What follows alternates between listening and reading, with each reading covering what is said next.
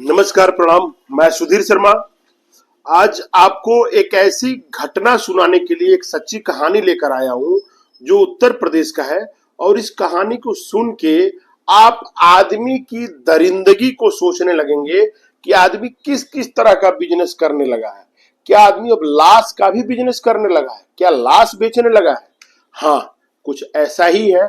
आइए मैं बता रहा हूं। एक यूपी के बुलंदशहर का थाना पड़ता है पहासू। वहां पे एक मोहल्ला है अशोक नगर। और वहां पे एक रुखसार नाम की करीब 30-32 साल की लड़की जोर जोर से अपने घर के सामने रो रही थी। जैसे वो रो रही थी, उसके पास से एक औरत गुजरी और गुजरते हुए पूछा कि बहन, क्यों रो रही हो इतना जल्दी और इतना जोर जोर से आप, और इतनी मार्मिक रो रही हो? रुखसार ने बोला कि मेरा जो पति है असलम है, उसको अब कैंसर लास्ट स्टेज में है और मेरा पति अब बहुत जल्द मर जाएगा। हम लवारिस हो जाएंगे, हमको पूछने वाला कौन होगा? औरत भी उसके साथ उसकी हामी बनाती गई। बोली कि बहुत कम उम्र में तुम विधवा हो जाओगी, यह भगवान को नहीं चाहिए और ऐसा नहीं होगा तुम्हारे साथ। हम लोग तुम्हारे साथ रहेंगे, तुम्हारी मदद करने की भरपूर कोशिश करेंगे। चूंकि एक समाजसेवी संस्था से हम जुड़ी हुई हूँ जो तुम की जानती हो, और मैं तुम्हारा भरपूर मदद करूंगी। रुखसार को लगा कि कोई तो कंधा मिला जिसपे मैं अपना सर रख के रोऊंगी। रुखसार से उस औरत ने कहा कि तुम अपना आधार, पैन कार्ड और अपना खाता डिटेल हमको दो। हम सरकार से गुहार लगाएंगे कि तुम्हारे लिए कुछ पैसे की मदद का व्यवस्था करें। जिस दिन औरत मिली, उसके ठीक मिलने के 45 दिन बाद उसका पति असलम मर गया। और मरने के बाद रुखसार अपने जिंदगी में अपने गमों से लड़ते हुए आगे बढ़ रही थी। इसी दौरान 45 दिन के बाद वह औरत जब जान गई कि रुखसार का हस्बैंड मर चुका है, वह औरत दोबारा उसके द्वार पे आई और बोली कि तुम्हें बैंक चलना होगा, क्योंकि तुम्हें कुछ पैसा मिलेगा और वह पैसा तुम लेके अपने बाकी जिंदगी को चालू कर सकती हो।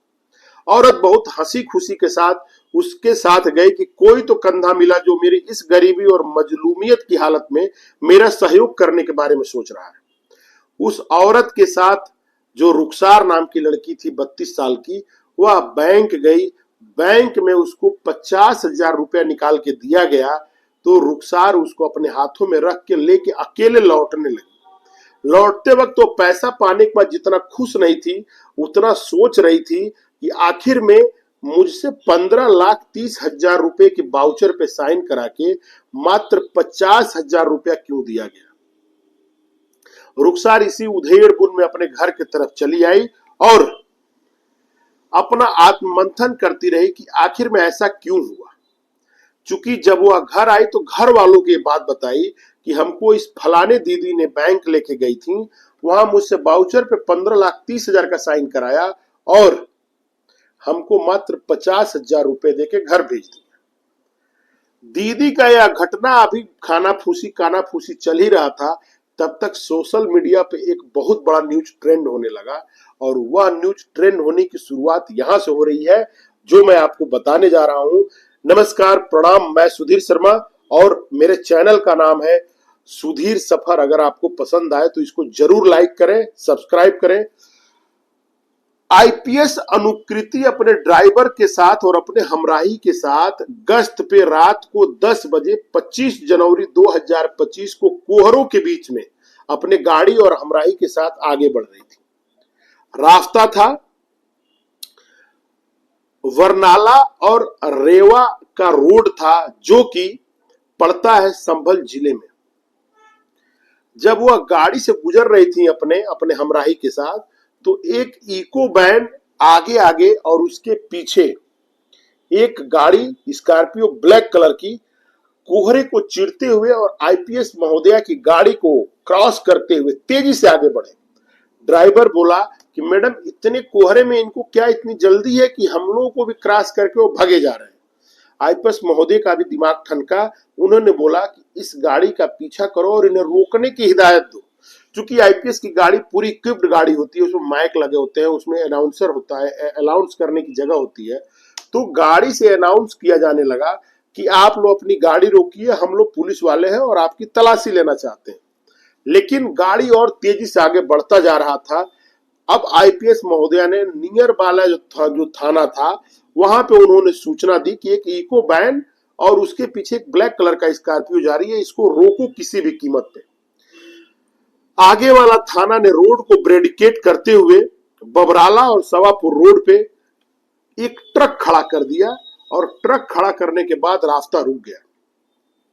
पुलिस तेजी से पीछा करते हुए आगे बढ़ रही थी। इको स्कॉर्पियो अपने स्पीड से आगे बढ़े जा रहे थे, लेकिन ट्रक खड़ा होने के बावजूद जो इको का ड्राइवर था वह बहुत तेज था, वह धीरे से निकल गया रास्ता अपना निकाल के, लेकिन स्कॉर्पियो वाला वहां फंस गया और पुलिस उसको चारों तरफ से घेर ली। पहले तो उसको ड्राइवर से पूछा कि तुम कौन हो, क्यों भाग रहे हो?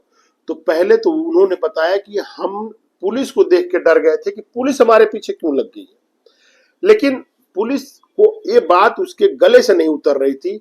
अब आईपीएस महोदया ने आदेश दिया कि इस गाड़ी की तलाशी लो और इस ड्राइवर को बाहर निकाल के इसकी तलाशी लो। ड्राइवर को बाहर निकाल के उसकी तलाशी ली जाने लगी। जो पहला मिला उसके जेब में 19 एटीएम कार्ड, जिससे हम पैसा डेबिट कार्ड निकालते हैं, और उसके जेब में करीब करीब 28,000 रुपए कैश बरामद हुए। पुलिस उससे उसका नाव गांव पता करने लगी तो पता चला कि ये ओंकारेश्वर मिश्र है, जो कि फुलवरिया वाराणसी के रहने वाले। दूसरा जो उसके पास में बैठा था अमित, जिसके पिता का नाम हीरालाल था, जो संबल का ही निवासी था, उसकी भी तलाशी ली गई और उसके तलाशी में उसके पास 3 एटीएम कार्ड और करीब करीब 14,000 रुपया बरामद हुआ। अब पुलिस इन दोनों की तलाशी लेने के बाद गाड़ी की तलाशी लेना चालू किया तो पाया कि गाड़ी में ड्राइवर सीट के नीचे 22 500 की गड्डियां पड़ी हुई थी। पुलिस पूछने लगी कि तुम लोग आखिर में करते क्या हो और क्यों यहां से भागे? उन लोगों ने बताया कि हम लोग बिजनेस और व्यवसाय से जुड़े हैं और ये पैसा हमारे बिजनेस का है। लेकिन पुलिस का माथा तब ठनका जब वह ओंकारेश्वर मिश्र के जेब में 21 एटीएम कार्ड पाया और कैश नकदी। जब सख्ती से ओंकारेश्वर मिश्र से पूछताछ की जाने लगी तो ओंकारेश्वर मिश्र ने जो कबूला उसको सुन के आप शौक मार देगा, आप सोचने को मजबूर हो जाएंगे। वह बोला कि हम एक इंश्योरेंस कंपनी में सर्वेयर की नौकरी करते हैं और ये मेरा ड्राइवर है, और हम लोग एक गिरोह बना के काम करते हैं, एक ग्रुप बना के काम करते हैं। हम शहर के आसपास के इलाकों में पहले देखते हैं कि गरीब कौन ऐसा आदमी है जिसकी मृत्यु जल्दी होने वाली है, किसी ऐसे असाध्य बीमारी से पीड़ित हो जो मर जाए एक महीना 2 महीना 3 महीना में। फिर हमारे टीम के द्वारा उसका इंश्योरेंस कराया जाता है। एक टीम हमारे बैंक में है जो उसका खाता खोलती है। एक टीम है जो कि एटीएम कार्ड, उसके आधार कार्ड पे नंबर बदलता है जिससे ओटीपी आती जाती रहती है। अकाउंट आधार कार्ड में सारे जगह अपना नंबर सेट करने के बाद उसको एक अच्छी कंपनी से अच्छी पॉलिसी दे दी जाती है, और उस पॉलिसी को 2 महीने 3 महीने बाद जब उस कस्टमर का डेथ होता है तो उसका कारण हार्ट अटैक बता के पूरे एक तरीके से, एक संयोजित और संगठित तरीके से बैंक से या बीमा कंपनियों से मोटी रकम वसूली जाती है, और जिस पेशेंट की मृत्यु हुई होती है उसके घर वालों को करीब 25-50 हजार रुपया देके उनको रास्ते से चलते बना दिया जाता है। पुलिस यह घटना सुन के उसकी माथा ठनक गई। वो पूछने लगी कि तुम लोग ऐसे किस किस दिन से कर रहे हो और कहां कहां कर रहे हो, कितने लोग इंगेज हैं? जब पुलिस ने सर्वेयर ओंकारेश्वर मिश्र से पूछताछ करना और चालू किया, जिसकी उम्र करीब करीब 35 साल था, और उसका जो ड्राइवर था, कथित ड्राइवर अमित हीरालाल पुत्र, उसकी उम्र 22 साल थी। जब इन दोनों से सख्ती से पूछताछ होने लगी तो उन लोगों ने बताया कि हम लोगों का एक बहुत बड़ा नेटवर्क है और हम लोग उत्तर प्रदेश, बिहार, झारखंड, उड़ीसा, पंजाब, दिल्ली, उत्तराखंड और इसके साथ साथ गुजरात और राजस्थान तक हम लोग के नेटवर्क फैले हुए हैं, और हम लोग यह काम अपने एक संगठित टीम के अनुसार करते हैं। आईपीएस दिव्यकीर्ति शर्मा, जो कि एक तेज तर्रार आईएएस मानी जाती है, उन्होंने सारे बैंकों को अपने जिला के एक लेटर लिखा कि आपके बैंक से कितना कितना पैसा निकाला गया है इस इन तरह के मामलों में पिछले 2 सालों में। तो बैंकों में से कुछ बैंकों ने जो डाटा प्रस्तुत किया उसमें एक था एसबीआई बैंक, जो 7 करोड़ 44 लाख रुपए, पीएनबी मेटलाइफ जो है वो 2 करोड़ 12 लाख रुपए, उसके बाद कोटक महिंद्रा बैंक से 7 करोड़ रुपया और आईसीआईसीआई डायरेक्ट इससे 2 करोड़ रुपया। और सबसे अधिक जो पैसा निकला था वो इंडिया फर्स्ट इंश्योरेंस कंपनी से निकला था और यह करीब करीब 30 करोड़ रुपए की रकम थी जो इस गिरोह ने अपने जिले में 2 सालों में बैंक से मरने के नाम पे जो पैसा मिलता है, जो मैच्योरिटी मिलती है, जो क्लेम मिलता है, उसको इन लोगों ने भुगतान करा लिया था। पुलिस का माथा ठनका जब वो बृहद स्तर पे जांच करना चालू की तो पता चला कि इस तरीके से 100 करोड़ से ऊपर रुपए की उगाही इस गैंग ने कर लिया है। किसी ने सच कहा है कि बिजनेस पे अगर आदमी उतर आता है तो वह अपने किसी भी स्तर पे नीचे गिर सकता है अगर उसके बिजनेस में सिर्फ उसका मोटो अगर पैसा हो तो। पुलिस ऐसे मामलों की जब छानबीन करना चालू किया तो इसमें करीब करीब 25 लोग गिरफ्तार कर लिए गए, जिनमें से करीब करीब 20 लोगों की लिस्ट ऐसे है। बैंक में काम करने के लिए नितिन चौधरी था, शैलेंद्र कुमार था और रांची के रहने वाले थे। नीलम कुमार जो एक आशा थी, हिरेंद्र, रूप किशोर, रविशंकर, ये सारे आधार कार्ड में नाम को मॉडिफाई करने के लिए थे। और कृष्ण अवतार शर्मा, मोहम्मद दानिश जो थे, यह घूम के इंश्योरेंस और ऐसे मुर्गों को कहिए, मुर्गा ही कहिए, क्योंकि गरीब जो होता है वह सोचने के लिए नहीं होता है, वह बिकने के लिए होता है और बिक जाता है अपने चापलूसी जैसे लोगों से बात होने के बाद। मोहम्मद दानिश और ये लोग उसको जाके फंसाते थे, फंसा के उसका इंश्योरेंस करते थे। ऐसे गिरोह का पर्दाफाश जब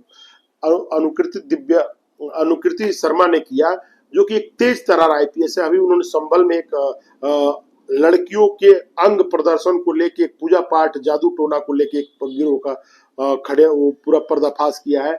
उसके बाद उन्होंने एक बुजुर्ग महिला के घर में लाइट जलाया था जो सोशल मीडिया पे बहुत पॉपुलर हुआ था। तो ऐसे तेज तर्रार आईपीएस के कारण इतना संदिग्ध और बड़ा मुद्दा खुल के आया जो कि सोचने के लिए है। आपको बताते चले कि उस दिन दिव्यकीर्ति आईपीएस दिव्यकीर्ति शर्मा को अगर अनुकृति शर्मा को अगर उस लड़के के जेब से 21 कार्ड नहीं मिले होते तो इस घटना का पर्दाफाश नहीं हो सकता था।